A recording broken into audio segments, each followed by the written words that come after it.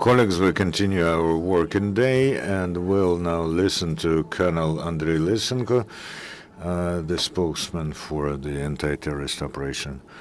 He'll talk about the latest news from the east of Ukraine. Good afternoon, dear colleagues. The situation in the anti-terrorist operation zone has a trend to become more complicated. Over the last 24 hours, the terrorists for 84 times have shelled and fired at the positions of Ukrainian military in the vicinity of settlements in Donbas, and 33 populated centers have suffered as a result of those shellings. The gunmen are using artillery, tanks, and multiple rocket launchers Grad. The Ukrainian military are strictly adhering to the ceasefire regime. However, they provide a powerful rebuff if there are provocative actions. Due to the vigilance of our military, a subversive group was liquidated that tried to cross the line of the delineation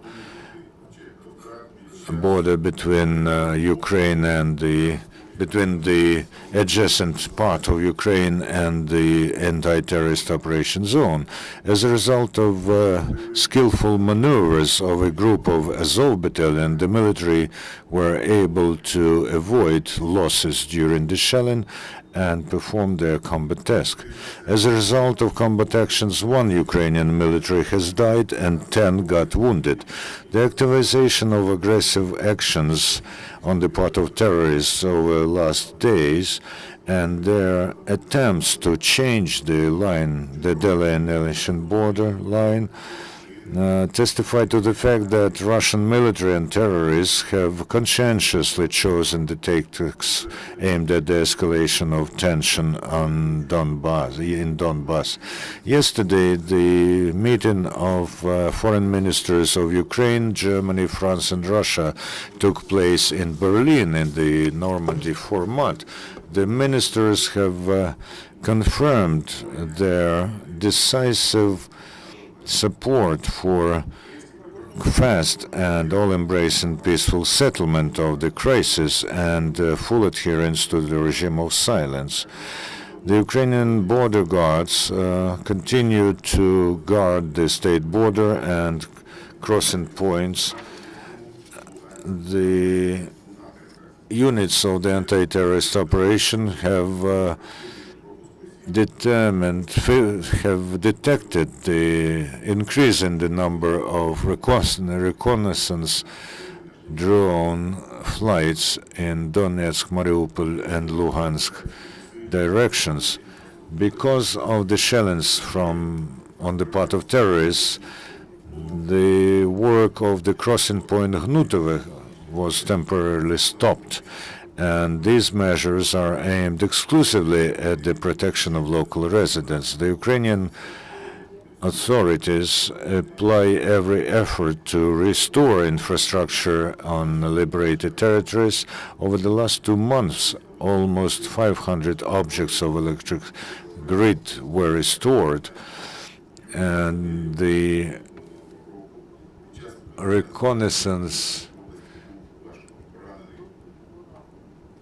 fighter of the 3rd Separate Regiment of Special Designation, Yuri Savelyev, was heavily wounded last summer during a combat task in Luhansk region. He has undergone through 2 surgeries and now is awaiting the 3rd one. The doctors promise that his damaged arm will be practically grown anew from cells with the use of innovative technologies. The pupils of Alexandrivka General Education School in Kirovgrad region have supported Yuri Savelyev with letters, and the activists of the Military and Sports Society Sokol have sent him money earned as a result of charity concert. He was awarded with the For Valor order by President Poroshenko. The Vinnytsia volunteers have transferred a jeep to the National Guards of Ukraine, and in Rivne region recently 2-day training of instructors of tactical medicine, white berets, according to standards of NATO, were held. The volunteer instructors have been working with the participants of anti-terrorist operation to train them to provide first aid on the battlefield. In 2014, Poland has increased the volume of humanitarian aid to Ukraine 3 times over compared to the 2013, and our partners aim at preserving such dynamics this year. The Deputy Minister of Foreign Affairs of Poland, Konrad Pawlik, said so today while meeting the Minister of Social Policy of Ukraine. Any questions, colleagues? Yes. Several questions. My first question is about the mast in Donetsk airport. The video cameras show that it's been destroyed completely. I understood your question. During the 9th month of juxtaposition in Donetsk airport, the gunmen were able to hit the tower, and the tower has at least been destroyed. However, this all reminds us of the classic literature. Someone wages war with windmills, someone with sandcastles. We have their Sanchez Panchas bands. Dreamers, romanticists.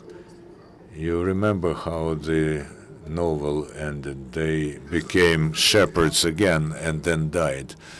This can happen to our terrorists and gunmen who are waging war with windmills and peaceful residents. But as a result, the tower has been damaged. About the delineation, where people, 7 points where people can, peaceful residents can cross. Our correspondent was yesterday there, and the servicemen there do not know what documents people have to produce in order to cross the borderline. Does this also pertain to railway transportation? Who will issue such documents? We talk about 7 routes where crossing points are situated. Now we are working on developing the mechanism which will allow to issue such passes, and we have to have the decision by the Cabinet of Ministers. We will see it soon, and it will establish all the norms that regulate the crossing of the delineation frontier. So far, the regime is same as it was, but because there's now more danger of the work of subversive saboteurs, we have to increase the measures of security. But soon this will be regulated. Volunteers have data about Sector B and Sector M, they say that there are significant losses among the gunmen, or to be more precise, among the military of the Russian Federation. In Horlivka, 1 killed and 17 wounded. In Donetsk, 4 wounded. And in Mykolaiivka, 5 Russian military dead and several wounded. What do you know about this? If this is about radio interception, we have this data as well, but in order to tell you in detail how many people were killed and how many were wounded, meaning Russian military or Russian mercenaries, we can't tell you because the information is still not verified, although we do know that they have considerable losses.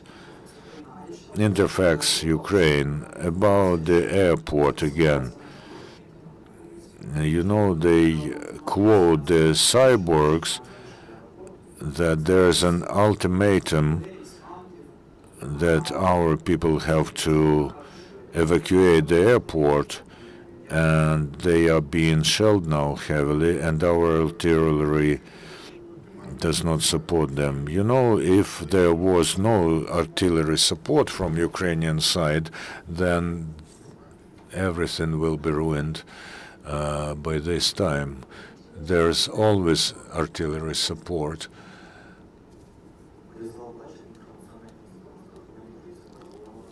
Two questions, if I may. Yesterday, the leader of gunmen, Zakharchenko, said that he will not allow the rotation of Ukrainian military in Donetsk airport. Is it really so? We hadn't known that he has banned this, and we still rotate our military. A dreamer, a romanticist. And today, one of the leaders of the so-called LNR said that ceasefire has ended and that the so-called army of the Luhansk People's Republic is preparing for offensive, and that very soon the combat actions will flare up. What do you know about this? The answer is on this map.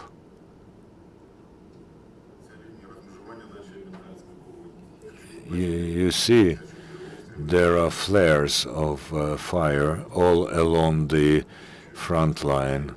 84 shellings is not just preparation, it is heavy combat action, not just shellings, but attempts to attack. Yesterday they have twice attacked the Donetsk airport. They are repelled, and the enemy sustains heavy losses. The Ukrainian military are ready to meet them. We hold our ground. We do not attack, but we are ready to provide a rebuff. Thank you very much. So our working day is over today. Tomorrow we start